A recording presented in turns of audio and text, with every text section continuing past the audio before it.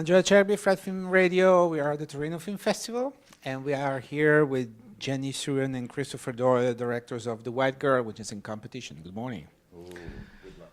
And good luck. Good morning and good luck. Can we bribe you to make another vote for us, please? We cannot vote, unfortunately, but if we make a good interview, But if I bribe you, maybe you'll tell somebody.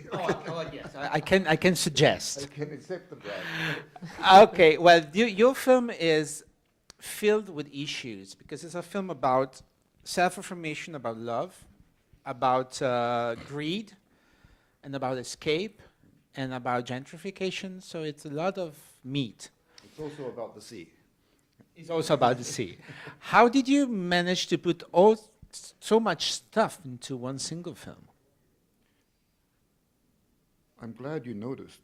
Number one, I don't know. I think you have this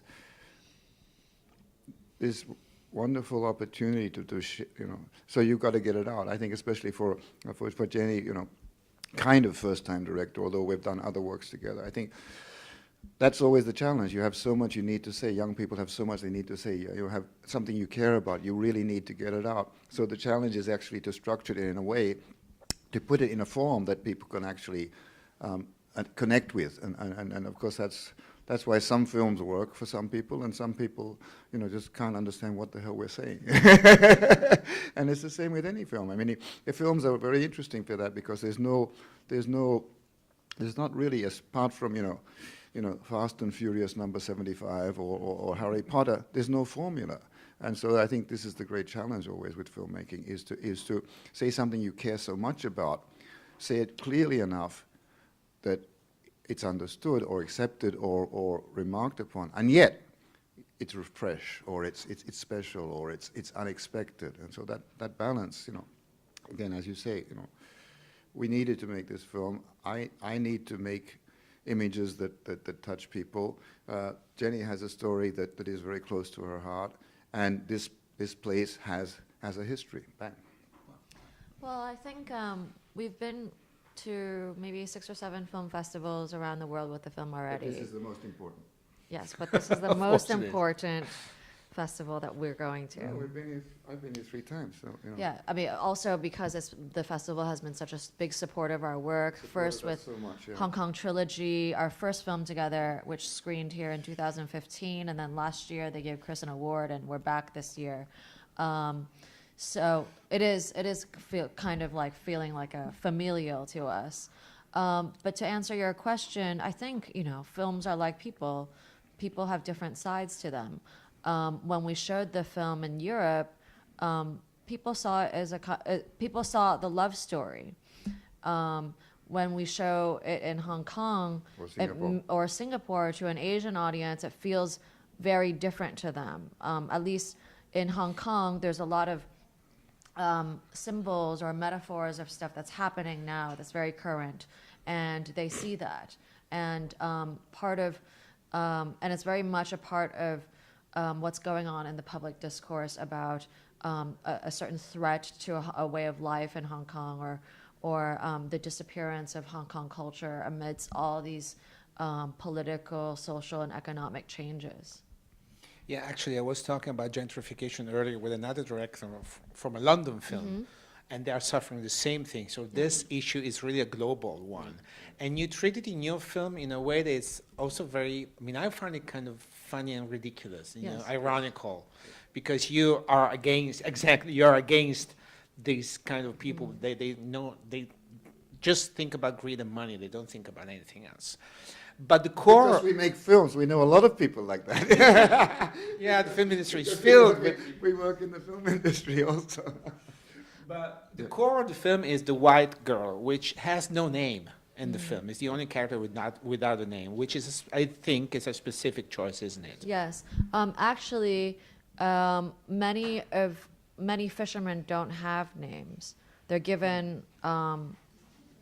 many of the fishermen I interviewed in my research they have names like, something, it's like, Number 5. Number 5, or like, Children or also. like white dog or something like, it's and it has to do so much with a certain kind of dispossession, because you'll notice that the houses in the village are all built over the sea. It's because fishermen were traditionally not allowed to own land. Okay. So they built. So this is why they live in this kind of cabins. Yeah, and stuff. exactly. Yeah. But what you were saying earlier, which is to me, I think what's so important about Sakamoto, the character that's played by Joe Odagiri, is that he's not a tourist. And I think our audiences in Europe, this is a very current issue. You know, in Venice will sink under the weight of 10,000 tourists Exactly, yeah. getting off cruise ships. You know, you go to Rome in the summer and no Italians live there anymore. They're all they're all escaping from tourism, because when you're a tourist, I'm not against tourism, but there's a certain kind of tourist that goes to consume and buy stuff, but they don't go to get to know the people. They're not. Yeah, they just go to explore it and come back. And I'm so not to take selfies. No. and to take selfies and whack the locals with their selfie sticks. Yeah, nobody sees the place anymore. They take the photo, so they remind themselves that oh, I think I was there. Oh yeah. Oh, did it. And so Joe is not a tourist. He's going there because he's a traveler. A traveler goes to places people haven't been before. And I think that this is an important spirit in the film, which is we have to create our own space, or we have to go find our Also, own your space. question about the political issues, I think, we are very big fans of, 60s Czechoslovakian films, which, and there are many films that come from, especially the Eastern Bloc in Europe. I think that the way to get political message across through humor is the most effective way, because most censors don't understand, visual stuff. So I think that, it is, we're using, and we also face censorship in China also. So I think you're working towards a kind of a visual medium, or a medium, an ironic medium, or a medium where humor is actually subversive. Yeah, with humor or with symbols to get around the law, just as the fishermen built their houses over the sea because they couldn't own land. We can't say everything that we want to say with words, because where we come from, it's not allowed, frankly. Yeah. But we can say it in a different way, and I think in those restrictions make us more creative. I understand. The character of the white girl is she's this girl that she feels invisible. She repeats this many times during the film, and she's called the white girl because she's very pale. Everybody thinks she's a ghost. So because her dad told her a story that was not true. So once she realized that she can have a voice, she starts using this voice, which is a good metaphor of the self-affirmation for both women and men, but mainly for women. I saw it in that culture. Am I right, or am I wrong? Well, I think it's not just women and men. Even the street kid Ho Zai, who, he doesn't go to school like the other kids. He lives on the fringe, and he's trying to say something also, but he's trying to understand what's going on, and he's in a way too young to understand, but he has his own way of expressing it also. Like at the very end, he hangs his map on the roof of the ruins, and we could have had him say to the Chinese tourists on the top of in the house, say, this place is mine, but it's too obvious. So he hangs the map there. It's like the explorer, or the man on the moon planting the flag. It's saying this place is ours. Yeah. But I think also that this is the function of the so-called love story in the film, is that through another's, and also cinema. I think the point of cinema, the point of image making, is to show you something you didn't see before. And if it's something about yourself, it gives you a turn of mind.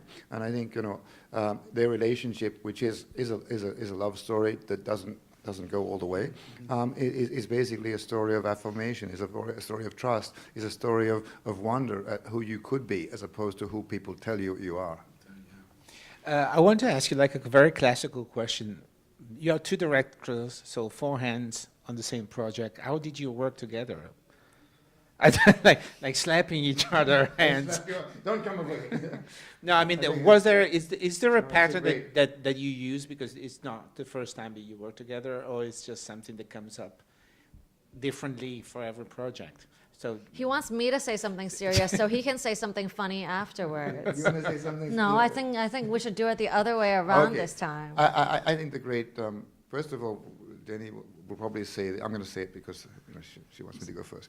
The good thing is that in our friendship and in the process that we get all the arguments done in the pre-production period. When we're writing the script, or when we're looking for space, or when Jenny is doing all the work casting people. So I think that's a great bonus. So we've crossed a certain bridge. Secondly, that we have different personalities that I'm always agitated. I'm always eager to get on with things. So I get on with the lighting and setting up the scene, or fixing something in the art department that is not quite right. Whereas Jenny spends all the energy on giving the emballage, how do you say it in English? The packaging for the audience, for the actors, so that she goes through the script with them. She makes sure that they feel comfortable. She tells them how the scene can work. So basically, we're working in parallel, which is extremely efficient, because most people don't work that way. Most people do the preparation, then they move on to the execution. But actually, we're doing it in parallel, so we can work very fast. We shot the film in 14 days.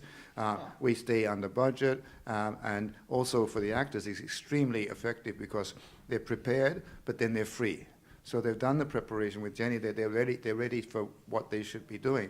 But then when they get on set, because the way we light the set, which is everything's already lit, they can just go for it. So I think all of us enjoy the efficiency of that, and especially for actors who hate to wait around because they lose their energy, they fall out of character, they get bored, et cetera, et cetera. Hungry. Or they get hungry, or they have to have their makeup redone again. So I think this leapfrogging, this balance between the two functions is extremely effective, and very cost effective. oh, absolutely.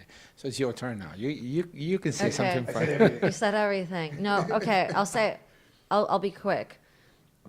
Writing and prepping was like World War One.